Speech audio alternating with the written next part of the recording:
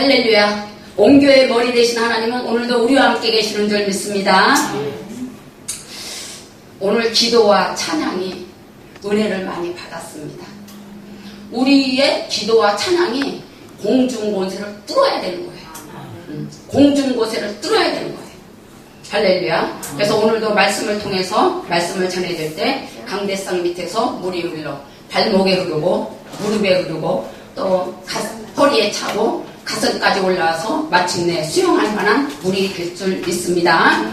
본문 말씀에 보면은 이 말씀을 읽다 보면은 괴를 대하는 마음이 곧 믿음 생활인데 괴를 어떻게 대하느냐에 따라서 복도 받고 저주도 받는 본문 말씀인 것입니다. 그래서 우리는 함께 이 시간에 말씀 속으로 들어가 봅니다. 첫째, 다윗의 믿음을 살펴봅니다. 6장 1절에서 2절에 보면 다윗이 이스라엘에서 뽑은 무리 3만 명을 다시 모으고 다윗이 일어나 자기와 함께 있는 모든 사람과 더불어 바알레유다로 가서 거기서 하나님의 궤를 메어오려고 하니 그 궤는 그룹들 사이에 자정하신 망군의 여호와 이름으로 불리는 것이라. 아멘. 다윗의 법궤를 다윗성으로 옮기려고 군사 3만을 모으고 궤를 가지러 갑니다. 이는 다윗의 믿음이 타락했음을 보여주는 것입니다. 남유다 북이스라엘에 인정받는 왕이 됐고 블레셋을 쳐부신 왕은 다윗뿐이고 그러니 그 위치, 능력 이런 것을 보여주고 싶은 그러한 욕망이 섞인 믿음인 것입니다. 거기다가 다윗 왕은 법궤를 어깨에 메야 된다는 것을 알고 메어 오려고 마음을 먹었으나 3절에 우사와 아요가 수레에 법궤를 싣고 나오는 것을 묵인합니다. 이것은 하나님의 규례는 알고 있지만은 인간의 생각이 또한 눈으로 보기에 더 좋아 보이니까 그냥 두었다라는 것입니다. 물질 만능주의, 인본주의 이런 것이 바로 지금 타락한 다윗의 모습인 것입니다. 교회 안에서도 물질로 나를 세우고 물질로 나를 보이기를 원하고 세상의 힘을 갖고 들어와서 교회에서 나타나려고 하는 생활 하는 자들이 많이 있는 시대인 것입니다. 또 둘째, 아비나답의 믿음을 살펴봅니다. 아비나답의 믿음은 사무엘상 7장 1절에서 2절에 아비나답 집에 궤를 20년 모셨으나 저주받은 것도 없고 축복받은 것도 없습니다. 이는 미지근한 신앙생활을 말해줍니다. 20년 동안 30년 동안 교회를 다녔는데 복받은 것도 없고 잘못된 것도 없는 그런 삶이었으나 타작마당에서 알곡과 쭉쟁이를 걸을 때 자녀가 죽는 안타까운 모습을 보게 됩니다. 이것 또한 성도들의 모습입니다. 한번 적용해 보시기 바랍니다. 미지근한 믿음은 천국을 갈 수 있는 확신이 없는 신앙의 상태예요. 그러므로 해서 알곡과 쭉쟁이는 그래서 알곡 신자와 쭉쟁이 신자를 하나님께서 타작마당에서 고르는 중에 있는 말씀인 것이에요. 그러면 셋째, 우사의 믿음을 살펴봅니다. 우사는 20년 동안 구별하여서 아버지 집에서 궤를 지켰습니다. 우사는 궤를 잘 모시기 위해서 인간적인 방법으로 참 노력을 많이 한 것을 볼 수 있습니다. 새 수레를 만들고 소를 준비해서 그 위에 궤를 싣고 나서는 낙원의 타작마당에서 소들이 뛰니까 궤가 떨어질까봐 궤를 붙잡았어요. 근데 이게 어쩐 일이에요? 나는 하나님을 생각해서 궤가 떨어질까봐 그 궤를 붙잡았는데 죽었다라는 거예요. 7절의 말씀에 뭐라고 말씀하시냐면은 여호와 하나님이 우사가 잘못함으로 말미암아 진노하사 그를 그곳에서 치시니 그가 거기 하나님의 궤 곁에서 죽습니다. 죄를 졌다라는 거예요. 죄를. 죄가 무엇이에요? 죄는 광범위하지만은 본문의 말씀의 죄는 인간의 생각으로 방법으로 예수를 믿는 것이 죄라는 거예요. 율례와 규례와 법도에 따라서 신앙생활을 하는 것이 아니라 내 좋은 대로 인간의 방법으로 이렇게 신앙생활을 하는 것이 죄인 것입니다. 이렇게 같은 집사님이라 할지라도 같은 권사님이라 할지라도 어떤 집사님이 하시는 일은 마음이 편하고 맡길 수가 있어요. 근데 왜 어떤 권사님이 하시는 일은 불안해요? 그건 왜 그럴까요? 성령의 인도하심이 아닌 인간의 방법으로 내세우기 때문에 그렇다라는 것이에요. 그래서 나는 교회를 위해서 하나님을 위해서 열심히 일한다고 하지만은 그것이 오히려 죄가 되는 것도 있고 목사님의 마음을 아프게 할 수도 있다라는 것이에요. 오늘 여기 오신 모든 성도님들은 성령님의 인도와 말씀에 서서 바른 봉사와 믿음 생활을 하는 줄 믿습니다. 그럼 웃사가 무엇을 잘못했나요? 민수기 4장 15절에 보면은 괴를 매지 않는 것과 괴를 만진 것이에요. 괴를 매지 않는 것과 괴를 만진 것이에요. 괴 안에 무엇이 들어있습니까? 두 들판이 들어있습니다. 두 돌판. 첫 돌판은 하나님과 나 사이에 지켜야 할 규례의 말씀이고, 둘째 돌판은 내가 세상에서 살면서 지켜야 할 율례의 말씀인 것이죠. 그런데 거룩한 규례를 어긴 것입니다. 규례를 지키는 것이 생명을 지키는 것입니다. 괴 앞에다 아론의 쌍난 지팡이와 만나를 담은 항아리를 두라 명령하셨는데, 아마 광야 생활을 하다 보니까 괴를 옮기다 보니까 괴 안에 나중에는 이 모든 것이 들어있는 것을 볼 수가 있어요. 히브리서와 요한계시록에 나와 있습니다. 네 번째, 오벤에돔의 신앙에 대해서 살펴봅니다. 10절과 11절에 보면, 10절과 11절에 보면 다윗이 여호와의 궤를 옮겨 다윗성 자기에게로 메어 가기를 즐겨하지 아니하고 가드 사람 오벤에돔의 집으로 메어 간지라. 여호와의 궤가 가드 사람 오벤에돔의 집에 석 달을 있었는데 여호와께서 오벤에돔과 그의 온 집에 복을 주시니라. 할렐루야. 오벤에돔은 어떻게 해요? 복궤를 모셨는데 3개월 동안 궤를 모셨어요. 그랬는데 복을 받았다는 것이죠.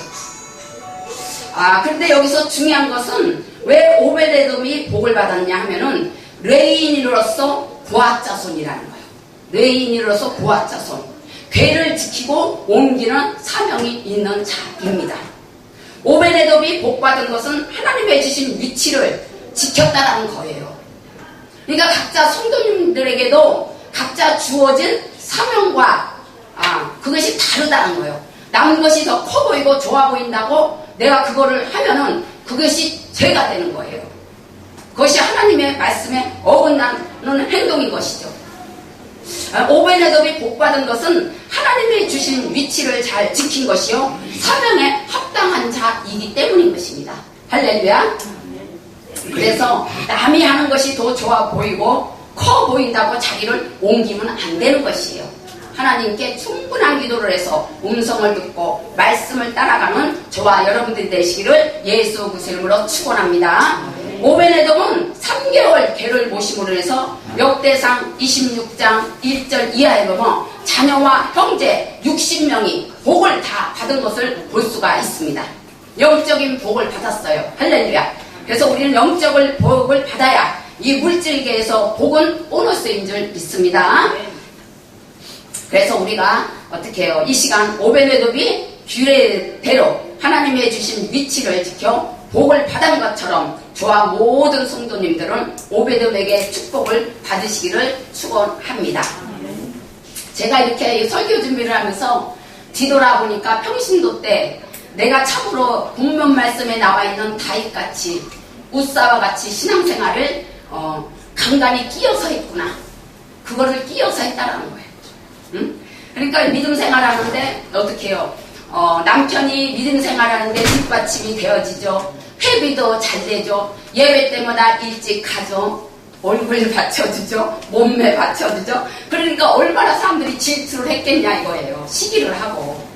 잘못된 믿음을 순간순간 끼어서 다윗처럼 웃사처럼 이렇게 신앙생활한 것이 생각이 났습니다. 그러니 저를 얼마나 시기질투하고 미워했겠는가 성도들이. 이 시간을 빌어서 그런 성도들이 있다라면은 저를 보시면 혹시 용서하시기를 바랍니다. 여기서 짚고 넘어가야 할 것은 6절의 낙원의 타작마당입니다. 낙원의 타작마당은 알곡과 쭉정이를 거르는 곳이요 하나님의 심판이 있는 곳입니다. 우사의 죽음은 다윗에게 대한 경고였습니다. 이 사건을 통해서 다윗은 변하여 12절 이하에 보면은 자신을 온전히 하나님께 드리는 계기가 되었습니다. 할렐루야. 그러니까 남이 어떻게 해요? 남이 이렇게 죽는 모습이라든가 안 좋은 모습을 보고서 나를 바라볼 수 있는 그거 영안이 열려야 된다는 거예요. 나도 저럴 수 있구나 라는 것을 아셔야 된다는 거예요. 우사의 죽음은 다윗에 대한 경고였습니다. 그래서 그가 온전히 그 유명한 찬양을 했을 때 정말 아래 바지가 벗어지도록 그렇게 찬양을 하는 걸 볼 수가 있습니다. 우리 큰아들이 얘기를 해요. 엄마 찬양을 할 때는 두 가지 반응이 나타나야 된다는 거예요. 뭐냐 그랬더니 울면서 찬양을 하든지 아래 바지가 내려가든지 둘 중에 하나가 돼야 된다라고 얘기하길래 그래? 네, 그러면서 은혜를 받은 적이 있습니다. 그래서 사무엘하 24장 1절 이하에 보면 다윗이 또 교만해져서 인구조사할 때 아리우나 타작마당의 심판이 또 일어납니다.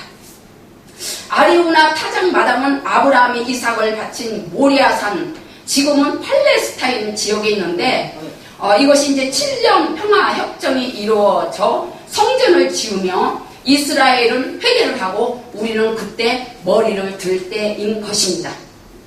그러니까 예수 그리스도가 그때 오심을 예측하고 있는 거예요. 그러니까 우리가 뉴스를 그래서 뉴스를 집중해서 보아야 할 문제는 이스라엘과 팔레스타인의 협정이 이루어지느냐 이거를 봐야 되는 거예요. 이상한 영속국 보고 이상한 영 들어가고 이상한 말 행동하지 말고 이런 것들을 집중 있게 봐야 된다는 것입니다. 디모데전서 5장 24절에 보면 어떤 사람들은 죄가 밝히 드러나 심판에 나아가고 어떤 사람들은 죄는 그들을 쫓나니 이 말씀이 있어요. 하나님은 우리가 죄를 지면 그거를 용서하시지만은 그 값을 치러야 된다는 거예요. 그 값을 꼭 치러야 된다는 거예요. 그러니까 말씀대로 어떤 사람들은 죄가 드러남으로 인해서 여러 가지 일들이 물질계에서 나타난 것을 보죠. 근데 어떤 사람들은 죄가 그 뒤를 따른다는 거예요. 따른다는 거예요. 이제 믿음이 성숙하게 되면은 내가 성경을 읽는 것이 아니라 성경이 나를 읽도록 성경이 나의 영혼을 비치는 거울이 되도록 스쳐 지나가도록 읽어야 되는 거예요. 응? 내 믿음이 여기에 걸렸네? 성경 읽으면서 회개하고 내 믿음이 여기까지 왔네? 하나님 감사합니다 기도를 하고 이렇게 나아가야 된다는 것입니다. 결론입니다. 우리가 적용해 봅니다. 다윗의 믿음은 물질만능주의, 보이기식, 드러내기식 믿음입니다. 그러나 낙원의 타작마당 사건을 통해서 변화를 받고 온전히 하나님께 드려지는 그러한 계기가 되었고요. 아비나답은 미지찌근한 믿음 생활을 20년을 했지만은 예수를 믿었지만은 복도 못 받고 교회 옮길 때 타작마당에서 자녀가 죽었다라는 거예요. 그러면 아비나답에도 걸리는 게 있죠? 자녀가 죽었으니까. 네. 그 미지찌근한 믿음은 구원의 확신이 없는 믿음인 것입니다. 또한 우사와 아요의 믿음은 인간적인 헌신과 봉사였지만은 영적으로 죽은 자라는 거예요. 영적으로 죽은 자. 근데 실제로 육도 죽었다라는 거예요. 육도 죽었다라는 거예요. 오벤에돔은 하나님의 규례를 지킴으로 인해서 자녀, 형제 60명이 복을 다 받았습니다. 할렐루야. 사랑하는 성도 여러분, 이 시대의 오벤에돔입니다. 여러분들이 바로 오벤에돔이라는 거예요. 그 위치를 지키셔야 된다는 거예요. 결단해서 일어나야 된다는 거예요. 할렐루야. 하나님이 나에게 주신 자리를 지킴으로 오베네돔의 축복이 임하시기를 예수 그리스도의 이름으로 축원합니다. 아멘. 또한 타작마당의 심판을 피하는 하나님의 은혜가 있으시기를 예수 그리스도의 이름으로 축원합니다. 아멘.